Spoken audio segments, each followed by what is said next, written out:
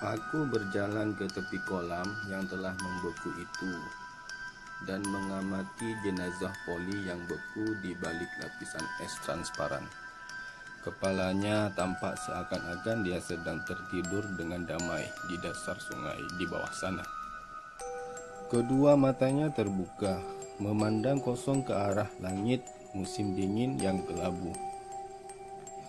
Kedua kakinya tampak samar, hampir tersembunyi oleh kedalaman sungai tersebut.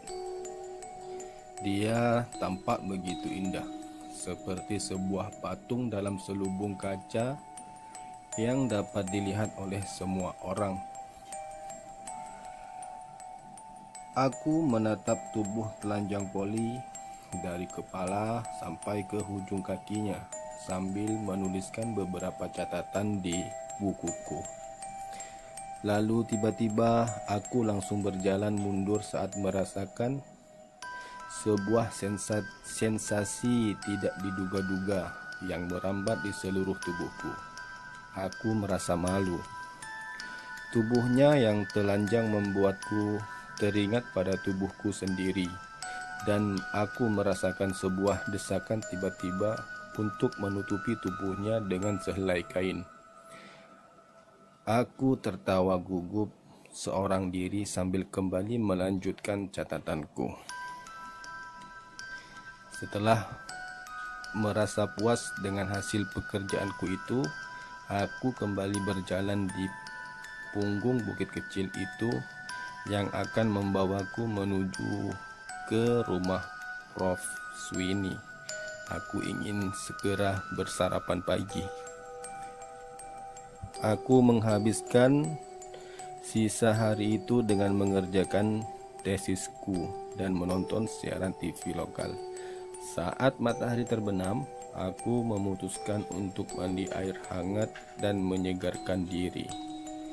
Aku duduk bersandar di dalam bak mandi berkaki 4 tersebut sambil memejamkan mata, menikmati air hangat di seluruh tubuhku dan meninggalkan segala kepenatan. Selama beberapa saat, aku membenamkan kepalaku di dalam air, dan entah mengapa aku langsung teringat pada kulit pucat Polly dan matanya yang mati dan tampak kabur seakan-akan ada gumpalan kabut putih di baliknya. Aku langsung bangkit dan berdiri keluar dari dalam bak, merasa tolol karena hampir ketiduran. Saat aku sedang mengeringkan tubuh, aku mendengar bunyi berdebum nyaring di luar yang memecahkan keheningan malam. Aku mencoba untuk mengabaikan, tapi logika dan pikiranku terus berpacu. Mungkin hanya binatang liar. Aku berusaha menenangkan diri. Rumah ini berada bermil-mil jauhnya dari desa terdekat, dan tak akan ada seorang pun yang cukup berani atau gila untuk datang berkeliaran di kebun jenazah seperti ini di malam musim dingin yang beku. Namun aku menyadari bahwa usahaku untuk menenangkan diri sendiri sama sekali tidak berhasil. Dengan perlahan, aku berjalan menuruni tangga dan langsung bergegas menuju pintu kaca dorong di bagian belakang rumah dan menggesernya sampai terbuka, lalu menyalakan senter dan mengamati sekeliling. Tak ada pergerakan apapun kecuali butir-butir salju yang berjatuhan dengan pelan ke bumi. Aku memutuskan untuk memeriksa perkebunan besok pagi saja dan langsung menutup serta mengunci pintunya. Aku melirik jam dinding dan menyadari bahwa malam sudah terlalu larut untuk menelpon Jess dan memintanya datang kemari dan menemaniku. Tapi keegoisanku yang tidak ingin merasa kesepian Aku lalu menelponnya dan kami menghabiskan hampir sejam untuk bercakap-cakap. Malam itu aku pergi tidur dengan semua lampu dalam keadaan menyala. Tapi tidurku tidak tenang dan dipenuhi oleh mimpi-mimpi menyeramkan. Pagi harinya aku terbangun dalam keheningan suram. Jadi aku memutuskan untuk membuat secangkir kopi panas sambil mendengarkan berita. Ramalan cuaca mengatakan bahwa badai salju akan datang dan diperkirakan akan mendera seluruh daerah di daerah ini pada hari Natal nanti. Setelah sarapan, aku bersiap-siap untuk melakukan rutinitasku seperti hari-hari sebelumnya. Dan hampir seketika itu aku juga menyadari apa yang telah menyebabkan bunyi berdebum semalam.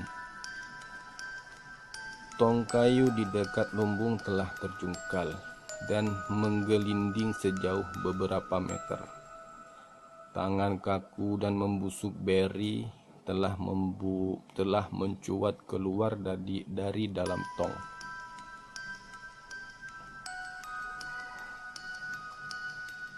Tangan kaku dan membusuk Barry telah mencuat keluar dari dalam tong tersebut dan setengah terkubur di dalam salju. Aku berjalan mendekat dengan cemas. Awalnya aku mencoba untuk tetap tenang dan berpikir dengan menggunakan logika. Angin kencang semalam pasti telah membuat tong itu terjungkal, atau mungkin hewan-hewan liar yang melakukannya. Prof. Sweeney pernah memberitahuku tentang keadaan sekelompok anjing hutan liar di sekitar perkebunan tersebut dan bagaimana mereka suka menyantap jasad dan kerangka manusia. Aku menarik lalu mendorong tong itu sampai kembali dalam posisi berdiri, lalu mengintip ke dalam untuk melihat Barry. Begitu aku melihat tangannya dengan jelas, jantungku langsung serasa mau copot. Kuku-kuku, jari telunjuk, jari tengah dan jari manisnya tampak dipenuhi oleh serpihan-serpihan kayu, seakan-akan dia telah mencakar-cakar sesuatu. Aku menyambar tutup tong yang tergeletak di atas salju dan mulai mengamati permukaan bagian dalamnya. Tapi di tengah-tengah ada 3 buah bekas cairan nyaris simetris. Tepat di tengah-tengah ada 3 buah bekas cakaran nyaris simetris. Tiba-tiba aku langsung merasa mual. Aku menutup tong itu kembali dan mulai berpikir. Aku berusaha meyakinkan diriku sendiri bekas cakaran itu terjadi akibat dari tong itu terjungkal sampai tutupnya copot. Di saat itu momentumnya membuat tangan Barry terhempas dengan keras dan menghantam tong sedemikian rupa dengan jari-jarinya dan menyebabkan bekas cakaran tersebut. Ya, penjelasan yang masuk akal. Tak ada yang perlu ditakutkan dalam benakku. Aku kembali melanjutkan pekerjaanku. Spesimen-spesimen lainnya masih tampak normal dan masih mengalami fase pembusukan yang wajar. Dan ini membuatku merasa sedikit tenang. Tapi kemudian aku tiba di tepi kolam beku itu. Aku bisa melihat tubuh kaku Polly saat aku berjalan mendekat dan aku langsung menyadari ada sesuatu yang tidak beres dengannya. Aku membungkukkan tubuh di tepi kolam dan mengamati tubuhnya lagi dari dekat. Butuh waktu beberapa menit bagiku untuk menyadarinya. Tubuh sekarang tampak sedikit lebih dekat dengan permukaan air dari beberapa hari sebelumnya. Rasa mual dan panik kembali menghantamku dan kekuatan penuh. Rasa mual dan panik kembali menghantamku dengan kekuatan penuh, membuat pikiranku kembali berpacu untuk mencari penjelasan yang masuk akal akan keanehan itu. Tidak apa-apa, benakku. Aku berkata berulang-ulang pada diriku sendiri.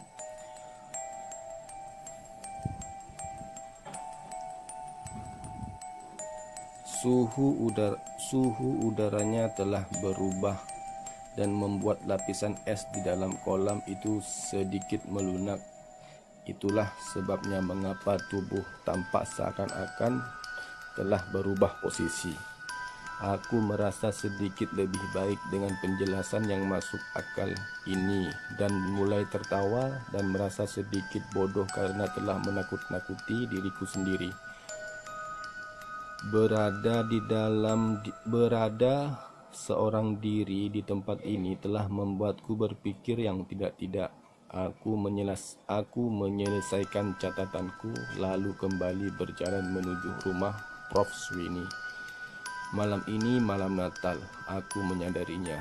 Rasanya pantas kalau aku sedikit bersenang-senang. Setelah makan siang, aku mulai memutar lagu-lagu Natal dan membuat secangkir minuman panas.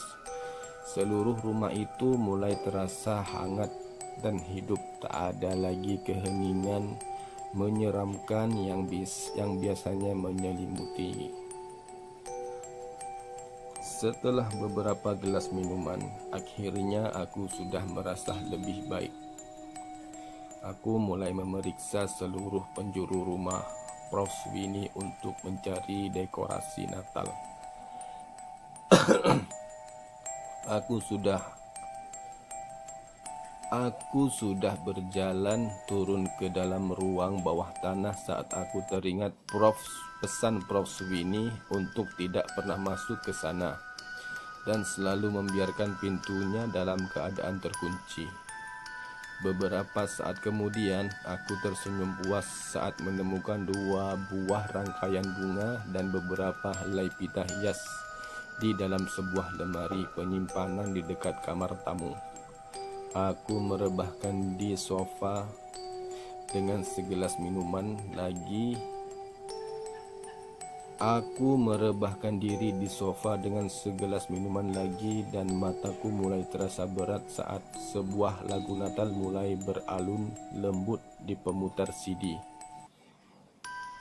Aku sudah akan tertidur saat tiba-tiba aku mendengar bunyi 3 ketukan nyaring di pintu belakang dan langsung bangkit berdiri terkejut.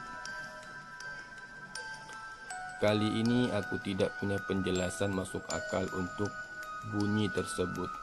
Aku bisa merasakan darahku mulai mengalir dengan cepat. Apa mungkin aku hanya sedang bermimpi? Tapi 3 buah ketukan lagi yang membuat pintu kaca itu bergetar membuatku tersadar bahwa aku tidak sedang bermimpi. Aku langsung membungkukkan tubuh sambil memikirkan apa yang harus dilakukan. Aku sudah mengunci pintu itu, tentu saja. Aku tahu bahwa yang bisa kulakukan adalah berlari ke telepon dan menghubungi polisi secepatnya. Sebelum aku sempat bergerak, aku mendengar sebuah suara teredam di balik pintu berseru, "Alice, buka pintunya." Perempuan jalang